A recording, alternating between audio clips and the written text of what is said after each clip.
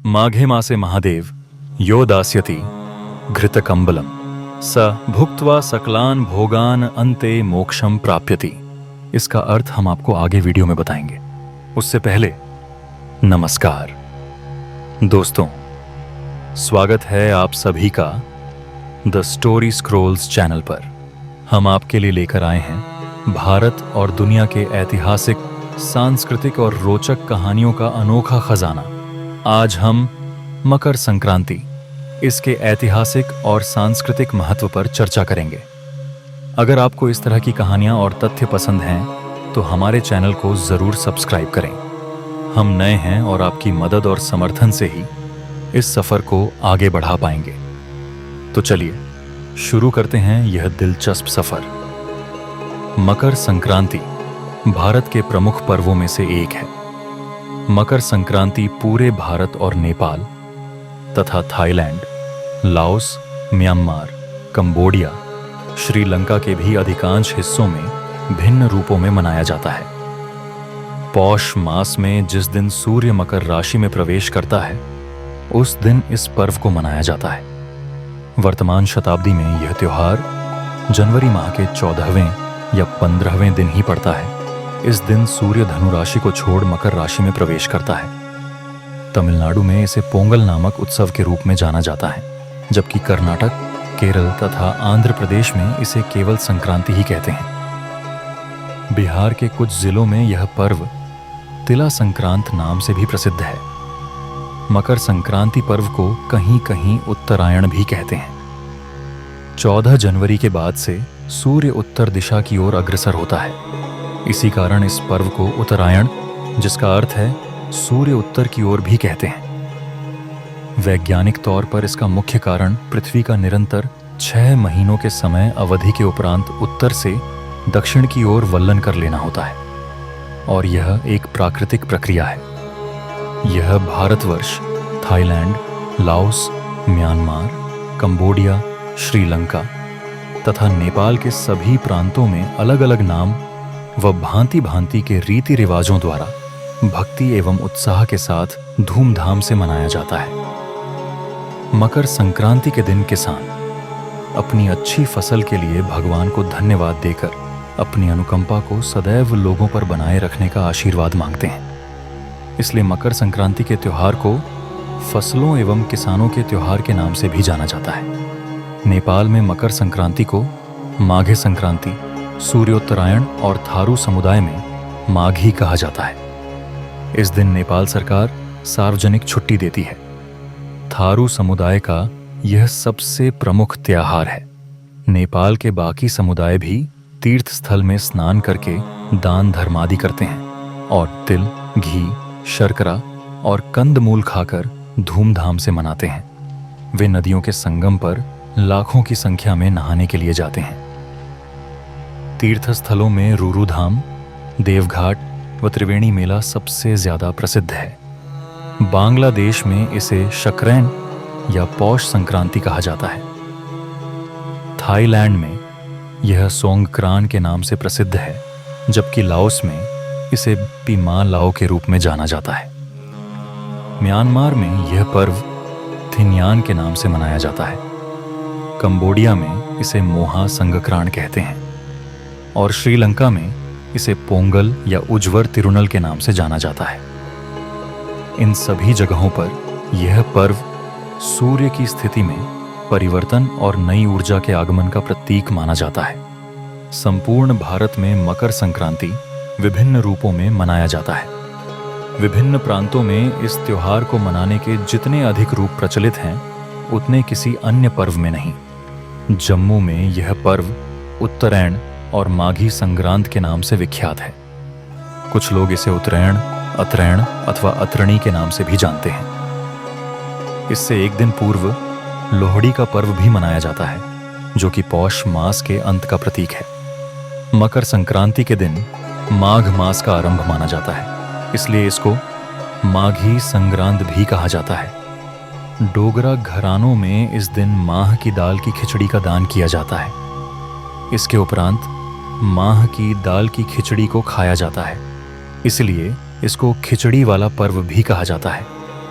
उधमपुर की देविका नदी के तट पर, हीरानगर के धगवाल में और जम्मू के अन्य पवित्र स्थलों पर जैसे कि पुरमंडल और उत्तर बहनी पर इस दिन मेले लगते हैं। भद्रवाह के वासुकी मंदिर की प्रतिमा को आज के दिन घृत से ढका जाता है।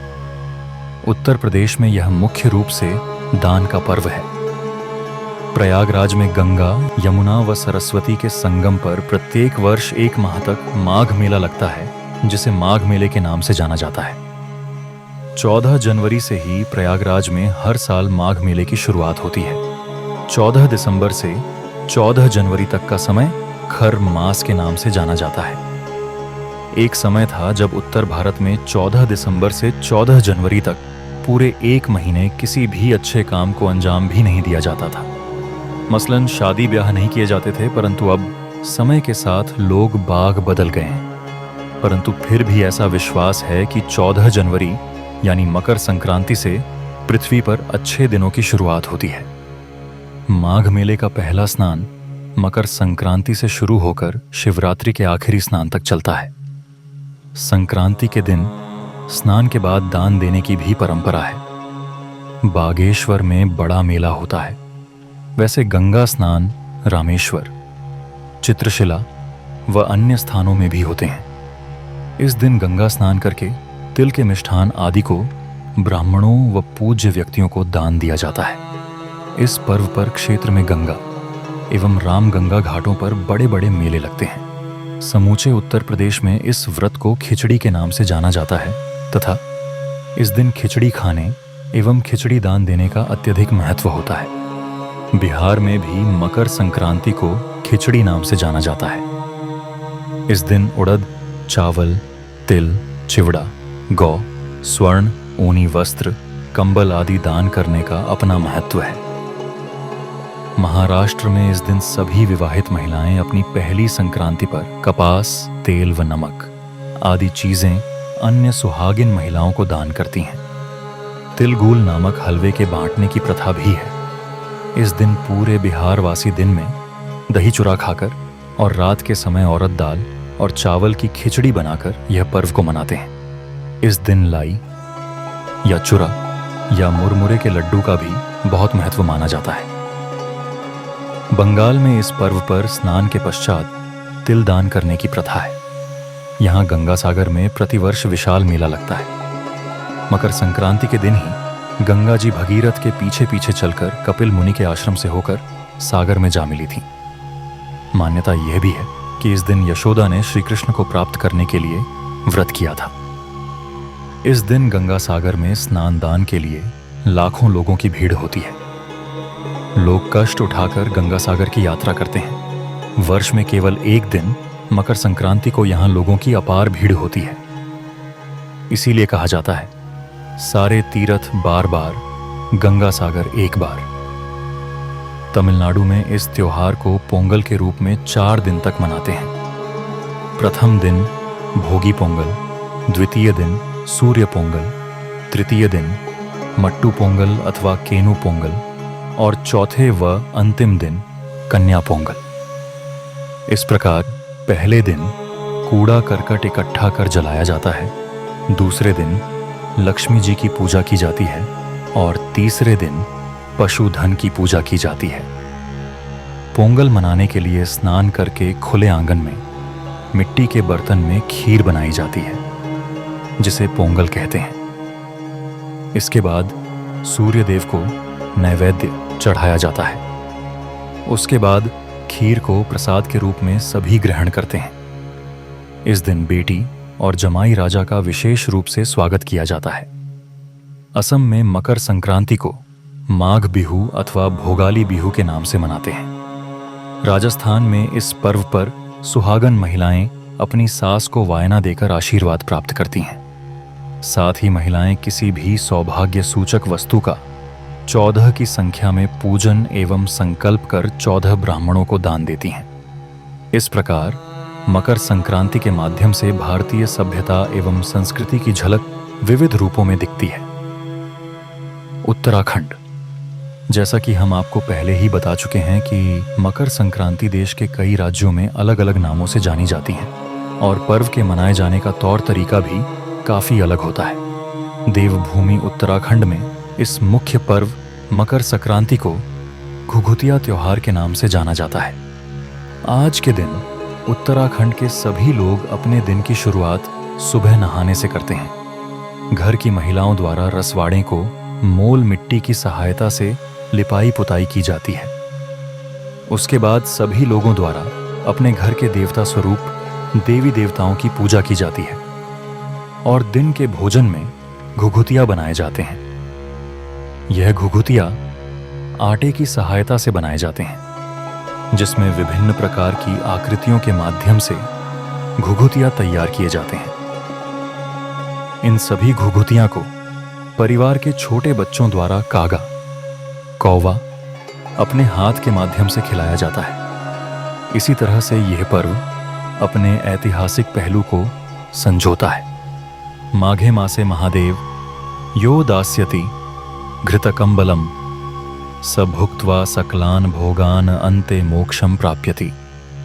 मकर संक्रांति के अवसर पर गंगा स्नान एवं गंगा तट पर दान को अत्यंत शुभ माना गया है। इस पर्व पर तीर्थराज प्रयाग एवं गंगा सागर में स्नान को महास्नान की संज्ञा दी गई है। सामान्यतः सूर्य सभी राशियों को प्रभावित करते हैं, किंतु कर्क व मकर राशियों में सूर्य का प्रवेश धार्मिक दृष्टि से अत्यंत फलदायक है। यह प्रवेश अथवा संक्रमण क्रिया 6-6 माह के अंतराल पर होती है। भारत देश उत्तरी गोलार्ध में स्थित है। सामान्यतः भारतीय पंचांग पद्धति की समस्त तिथियां चंद्रमा की गति को आधार मानकर निर्धारित की जाती हैं, किंतु मकर संक्रांति को सूर्य की गति से निर्धारित किया जाता है।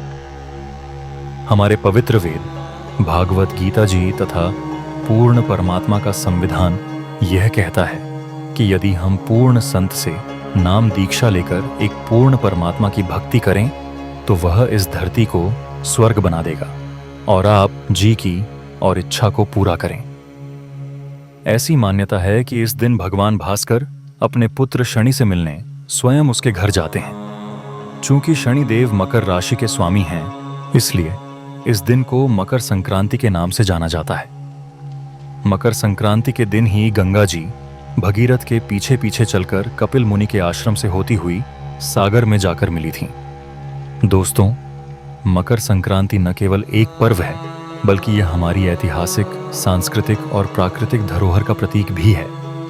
इस त्योहार के अलग अलग रूपों और मान्यताओं में छिपी गहरी सीखें और परंपराएं हमें अपनी जड़ों से जोड़ती हैं। अगर आपको यह जानकारी पूर्ण और रोचक लगा हो तो कृपया हमारे चैनल द स्टोरी स्क्रॉल्स को सब्सक्राइब करें।